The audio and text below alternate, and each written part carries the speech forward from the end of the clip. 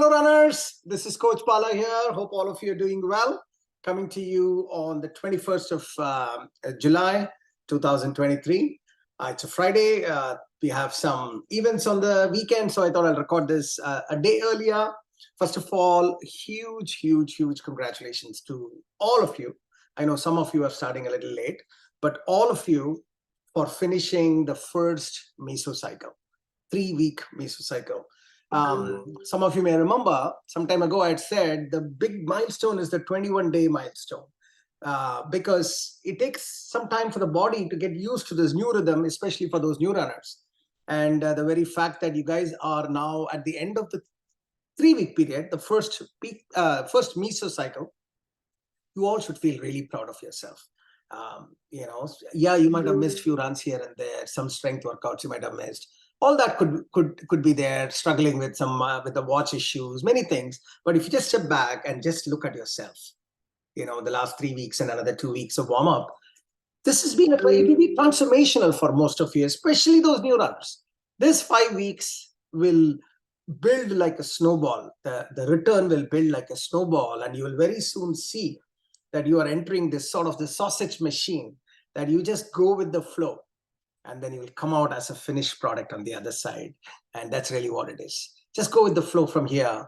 Just follow the program. Don't overthink it.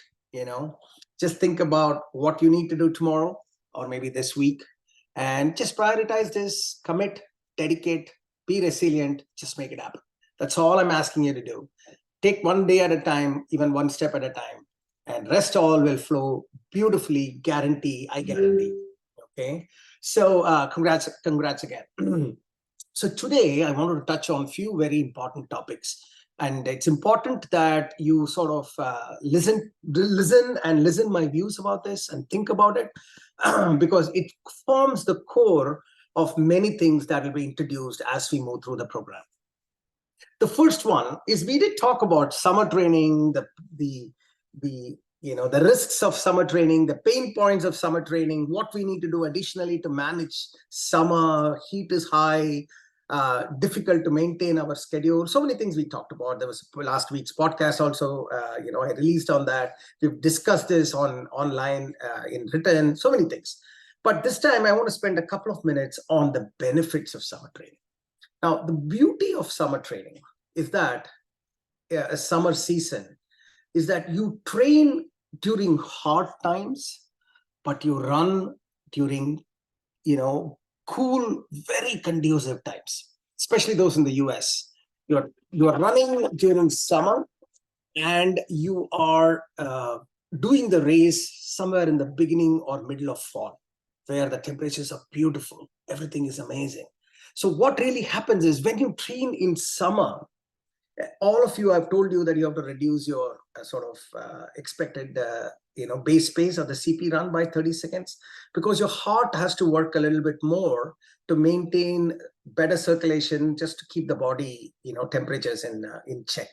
So as a result, heart rate is higher during summer. For everything else same, for the same run on summer, the same run during, let's say, a fall or a winter, you will see heart rate is much higher. Or in other words, the maximum limit to which a body can run is limited by that heart rate. At the end of the day, heart rate is everything that powers your run. So what happens is you train during those conditions.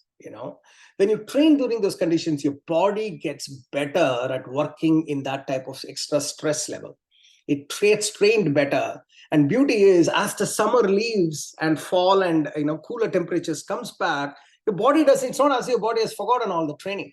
Body is trained, but the conditions are better, so you actually do a lot better job. So typically, that's why these professional runners I know, they all say that they like to do summer training because they train in harsher conditions, and then their performance is at a much better condition, and hence they get a much better performance. So I think that's definitely a good positive of summer training. So hang in there, one more month, maybe end of August, especially in the US, end of August. India, probably it's already cooling down. Other places will also start cooling down. So by end of August, you're all, summer is almost truly out, much better temperatures to sort of run. And then we get into the towards the end of our last 2 months of our training program. So you're ready with amazing weather, good body condition, trained conditions, and you know what? You can do an awesome job during the race day. Okay, so that's a small thought about the summer training side of things. The second thing I want to talk to you about, which I'll come back to again later on, is this notion of aerobic training and anaerobic training. So what I really wanted to say in a very simple way is that at the end of the day, when we boil training down into what really is happening, you are giving controlled overload to your body. Controlled is very important. Overload is also very important. So you are actually overloading the system, say 10% more than what a body is capable of that particular day. Because of this overload, body reacts. Body says, hey, why am I having extra stress now? Maybe I should do something to make sure that this same overload happens next time. At least I don't get stressed too much. Or in other words, I don't get injured and all that. So you know what? Let me open up a few more blood vessels. Let me do a little better job in my heart pumping rate. Let me do a better job in the cellular oxygen energy absorption and such. And maybe let me also add in a few more muscle fibers, just so that it gets more, the body is capable of taking on this extra load. So this is what body is doing in response to that controlled overload. And that is what is the training effect. That's the training effect. That's why you see as you move forward, you're able to do better and better. The same 1 mile that you struggled, let's say in week 1, in week 4, you're not even thinking about it, because your body is now, the 1 mile was a controlled overload week 1, but week 4, your body is already trained for that 1 mile, So that's what is really happening in your body. So this controlled overload, you have a choice for this controlled overload. The choice is you provide this controlled overload in an oxygen-rich environment, or you provide a controlled overload in an oxygen-deficient environment. These two are the possible states in which you can overload your body. Now, when you do the overload in oxygen-rich environment, it is called aerobic training.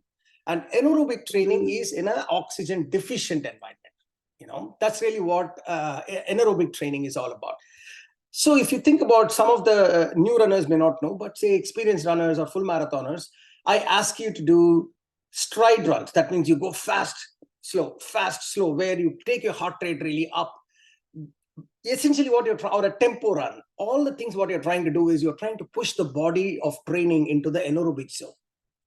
Likewise, on the other side, when I ask you to do base pace CP runs, you are essentially forcing yourself to be run in an aerobic zone. So what happens in a body when the body is in aerobic versus anaerobic zone? Now, when the body is in aerobic zone and a controlled overload is taking place, the body is thinking, hey, everything is hunky-dory. Okay, it is just that a little bit of overload is happening. So let me start working on all the things I was telling you about to improve the strength of various items. When you do the controlled overload on anaerobic training, body is not saying, oh my God, like everything is hunky-dory, let me still work on the strength. No, body is thinking, man, it seems to be a shock. There's a state of shock. Now I need to start like making sure that I, somehow get over this shock in the system. So it is not like really improving the training, but it is really various components of the body's training impact, but it is really trying to get used to avoiding the shock. Okay, so that's really what the anaerobic training is doing. So it is getting used. Maybe it's just making sure that the heart is able to pump faster, that kind of thing. There's no training impact and effect standpoint. So then 2 insights out of this, simple insights that you need to do to make sure that it is actionable. First one is, when we are asking you to do base pace runs, or when I'm asking you to do aerobic training, if you do anaerobic training of base pace runs, you have lost the very purpose of that run. You understand? If I ask you to do a 6 mile base pace, conversational pace run, and my idea behind that is you are giving body a controlled overload of, let's say, an hour of training. Spending 1 hour of controlled overload in aerobic zone is signal sufficient enough for the body to start ramping up on its training effect, as I had explained to you before. But if you do the same 1 mile, 1 hour in 45 minutes of anaerobic zone and 15 minutes of aerobic zone, you've literally only trained for 15 minutes, because every training has a purpose. And the purpose for that base run was about aerobic training, and you lost out on that purpose. So some of you might be thinking, I'll run faster and impress my coach, but really you're not. You wasted that day. Yeah. So that is why be very, very be intentful on what you're doing every day. There is a reason for every day's training, and that rationale needs to be satisfied on that training that day. Or in other words, you need to read the instructions. I still see many runners don't read the instructions and just do whatever they feel like. I don't know why they do this, but this is not the only season I've seen it. I've seen it right through many seasons.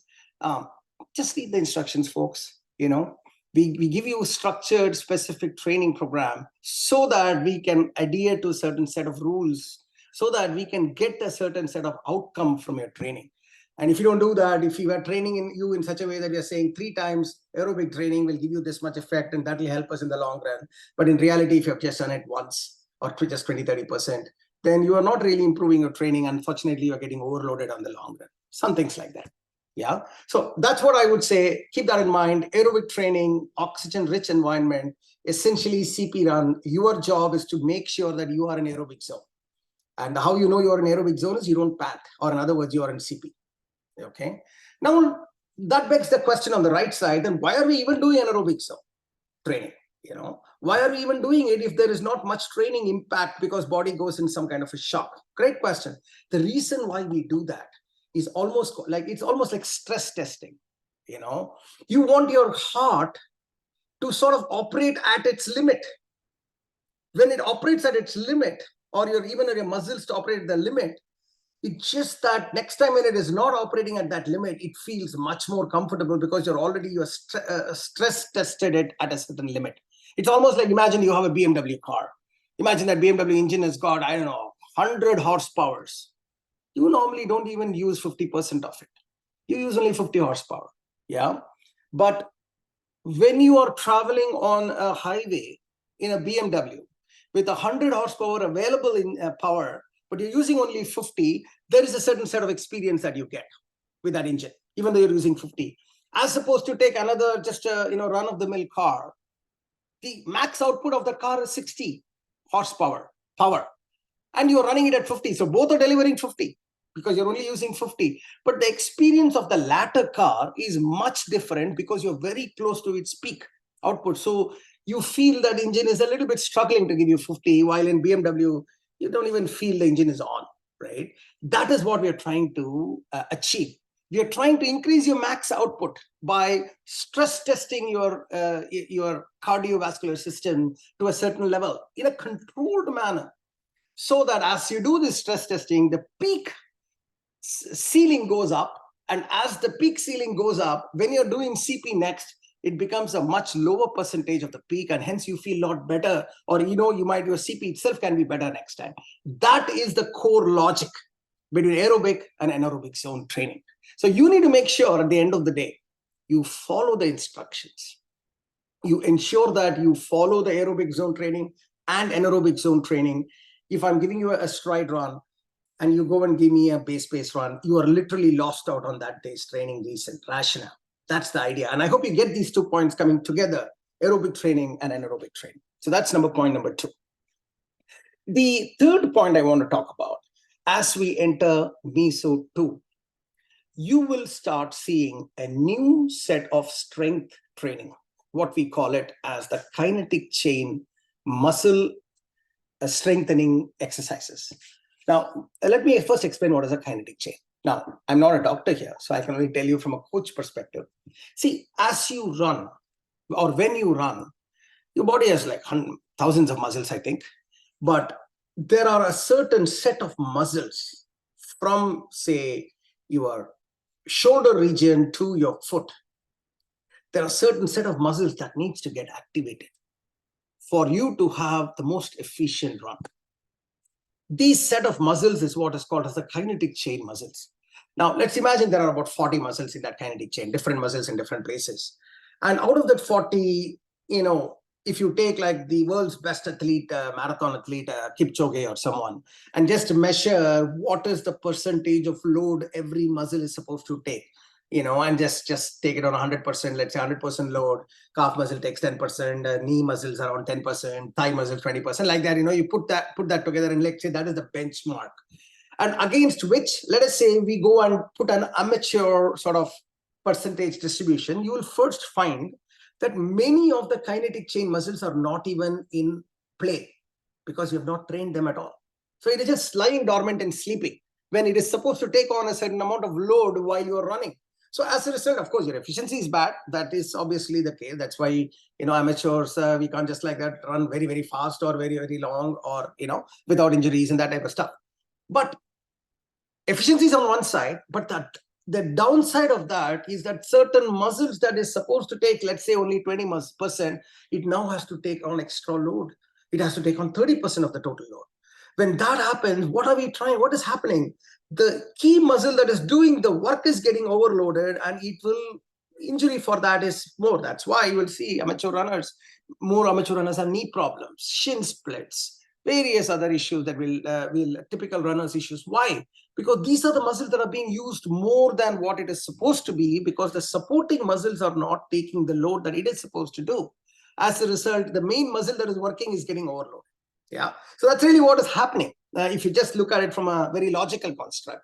So that is why we as runners, as we train through this program, it is prudent for us to train these muscles. Isolate these muscles. So first we should know which muscle to isolate. And then we need to know how to train them, train them as in strengthen them. So as you do this, it takes about 6 to 8 weeks for these muscles to really come into play, especially for new runners, amateurs. I'm part of that. Not that all my muscles are working properly. I have my own things that I need to deal with. But as you do this kinetic chain strengthening exercises, you will see that your run gets better, your chances of injury is less, etc. So I want to share my screen and quickly show to you what are these kinetic chain muscles, just so that knowledge is power. And then you can, when you go to next week's training program, you understand what kinetic chain is all about. Okay, so let me quickly share my screen. Yep. So if you look at this, as I said, I'm not taking a anatomy class or something, nor am I fully qualified for it, but I will try to make it as runner coaching concept alone. So if you look at this is the lower portion of the lower kinetic chain. So right from bottom, if you think about it, a tib posterior muscles is something that always has a very weak muscle here, but this is something causes a lot of pain in the ankle if this is not strengthened. Likewise, soleus muscle, which is around the deeper portion of the calf muscle, it is called the second heart, because it looks like this muscle working well will send the blood properly back to from the extremities of the legs back to the heart. So if this soleus muscle is not strengthened properly, circulation is not good, leg circulation is not good, for instance. Likewise, if you go Achilles, everybody knows about it. Calf muscles, of course, very important, gastroc muscles or calf muscles.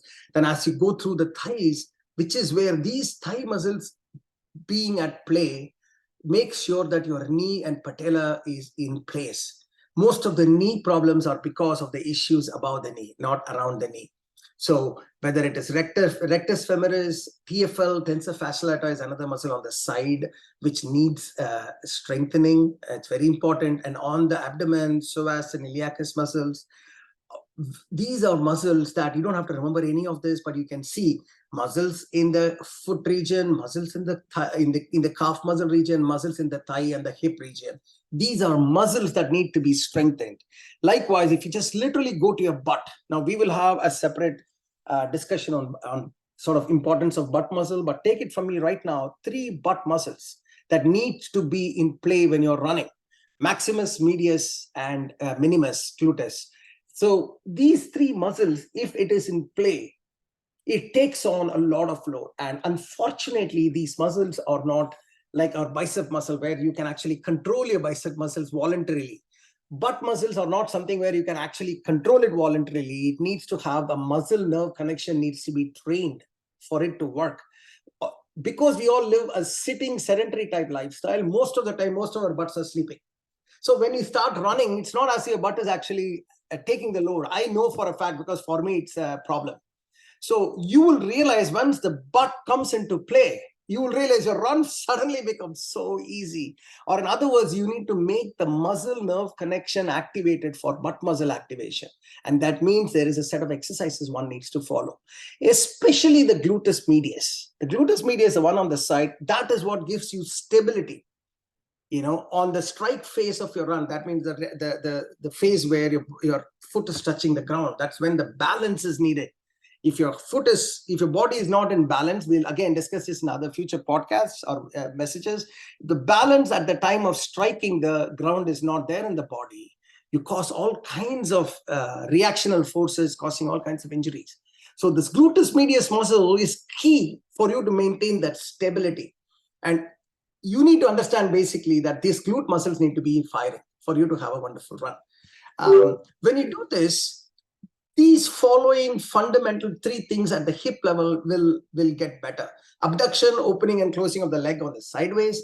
Flexion, which is the muscles on both sides of the hip or any joint for that matter coming towards each other. So that's why when the leg is going up, and then extension is the opposite, which is leg is coming back. So abduction, flexion, and extension, or the core part from the hips, the running starts. Or you need all these kinetic chain muscles to sort of help in these 3. Folks with hip muscle issues, hip muscle problems typically have all the muscles that I was telling you around the core region needs to be strengthened.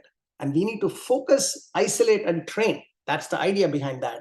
And likewise, if you go look up, it's also very important that your shoulder muscles, all the muscles that I mentioned here, the shoulder muscles, especially the scapula, the trapezius muscle, especially the lower trapezius muscles.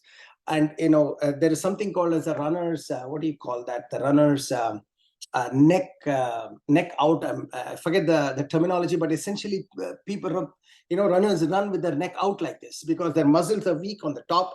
And this neck out scenario causes all kinds of neck pain. So many people have neck pain because of running, and the neck pain is because of the weak trapezius muscles. So my point is, upper body, core, butt, lower body, these are all sort of kinetic chain muscles that we need to, strengthen. And you will see starting next week, specific kinetic chain muscles exercises are given to you. So what I want you to do is, if you go into the description, take a look at it. These are all multiple sort of levels. If you're just starting, just do level 1. If you feel comfortable, do the level 2. So you don't have to do all the levels.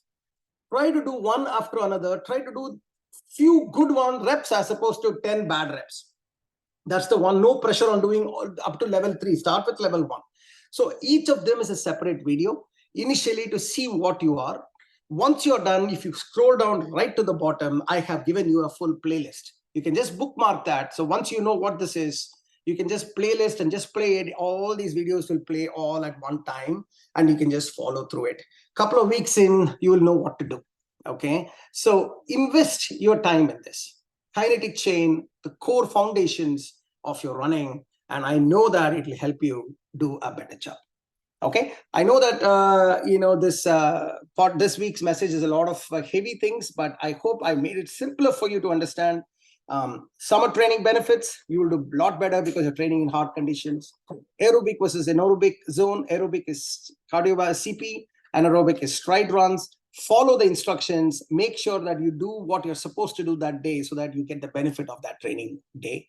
And then finally, kinetic chain, the set of muscles around the body from a shoulder, neck area to the foot that needs to be isolated and trained for you to make sure that all these muscles take their respective loads that they're supposed to take. And hence you have a much better efficient run. Okay, that's pretty much it for today. Thank you for listening. Congratulations for finishing MESO 1. Can't wait for you to see how you all going to do MESO 2. Good luck, guys. Keep it going. Keep running. Miles of excitement is about to happen. Take care.